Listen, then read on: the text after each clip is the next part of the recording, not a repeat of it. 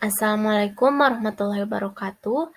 Saya Mila Munawaro dengan NIM 0501201089, Program Didik Pendidikan Guru Sekolah Dasar di Universitas Nahdlatul Ulama Cirebon.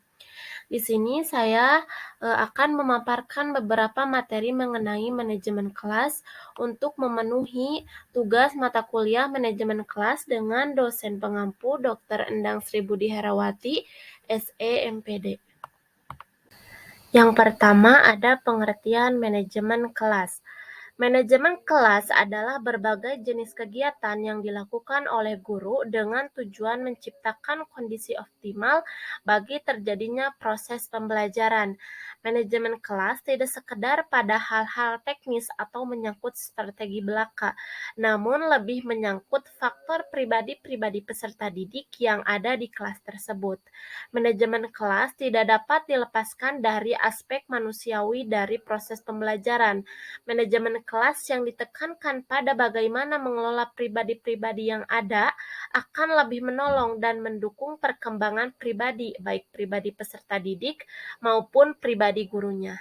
Kelas yang dikelola dengan cara tersebut, peserta didik tidak hanya akan berkembang intelektualitasnya saja, namun juga aspek afektif, konatif, dan sosialitasnya. Sebab belajar ternyata tidak hanya terbatas pada aspek intelektual, tetapi juga aspek perasaan, perhatian, keterampilan, dan kreativitas.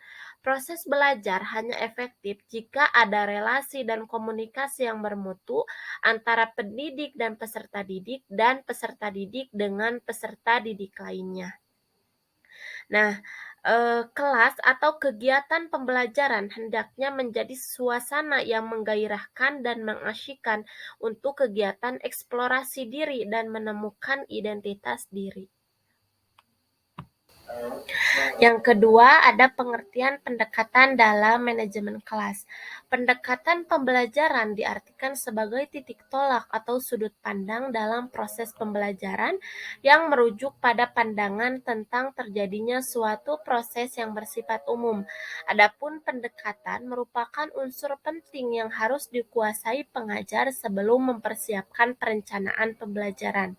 Nah, sebagai pekerja profesional, seorang guru harus mendalami kerangka acuan pendekatan-pendekatan kelas, sebab di dalam penggunaannya ia harus terlebih dahulu meyakinkan bahwa pendekatan yang dipilihnya untuk menangani sesuatu kasus manajemen kelas merupakan alternatif yang terbaik sesuai dengan hakikat masalahnya.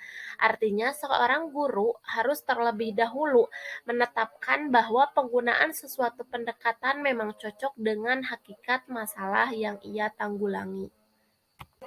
Selanjutnya ada tujuan pendekatan manajemen kelas.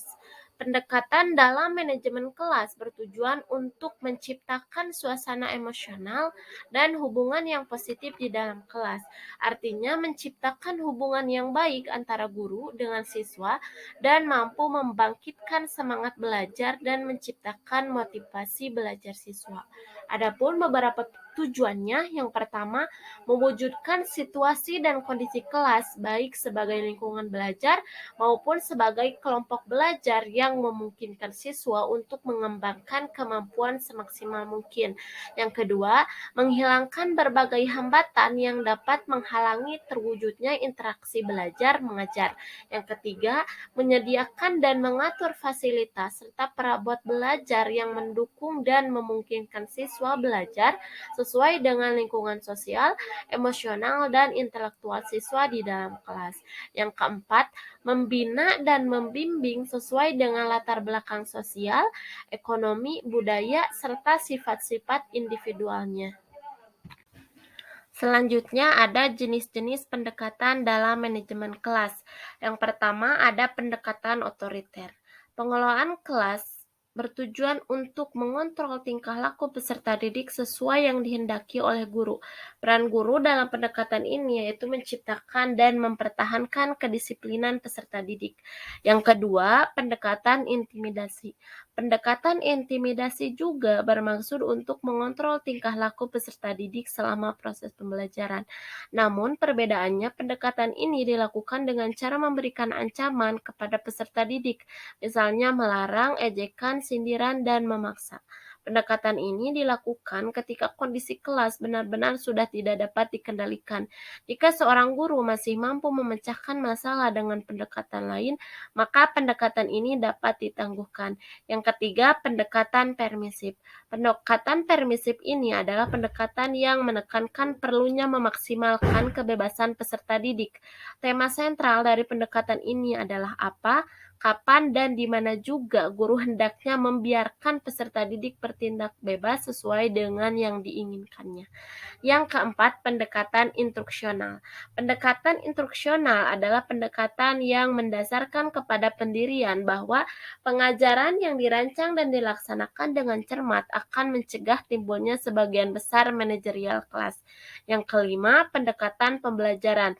Pendekatan ini didasarkan pada suatu tanggapan bahwa dalam suatu perencanaan dan pelaksanaan akan mencegah munculnya masalah tingkah laku anak didik dan memecahkan masalah itu bila tidak bisa dicegah. Pendekatan ini menganjurkan tingkah laku guru dalam mengajar untuk mencegah dan menghentikan tingkah laku anak didik yang kurang baik.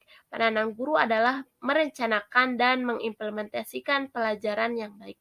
Yang keenam, pendekatan resep. Pendekatan ini berbentuk rekomendasi yang berisi daftar hal-hal yang harus dilakukan atau yang tidak harus dilakukan oleh seorang guru apabila menghadapi berbagai tipe masalah manajemen kelas. Yang ketujuh adalah pendekatan perubahan tingkah laku. Pendekatan ini didasarkan pada prinsip-prinsip psikologi behaviorisme. Prinsip utama yang mendasari pendekatan ini adalah perilaku merupakan hasil proses belajar. Proses ini berlaku baik bagi perilaku yang sesuai maupun perilaku yang menyimpang. Yang kedelapan, pendekatan sosio-emosional. Pendekatan ini dibangun atas dasar bahwa pembelajaran yang efektif tergantung pada hubungan yang positif antara sesama peserta didik maupun guru dengan peserta didik. Oleh karena itu, tugas pokok guru dalam manajemen kelas adalah membangun hubungan antara pribadi yang positif dan meningkatkan iklim sosio-emosional yang positif pula. Yang kesembilan, pendekatan kelompok. Pendekatan ini membutuhkan kemampuan guru dalam menciptakan momentum yang dapat mendorong kelompok-kelompok di dalam kelas menjadi kelompok yang produktif. Di samping itu, pendekatan ini juga mengharuskan guru untuk mampu menjaga kondisi hubungan antara kelompok agar dapat selalu berjalan dengan baik. Yang ke-10, pendekatan elektis.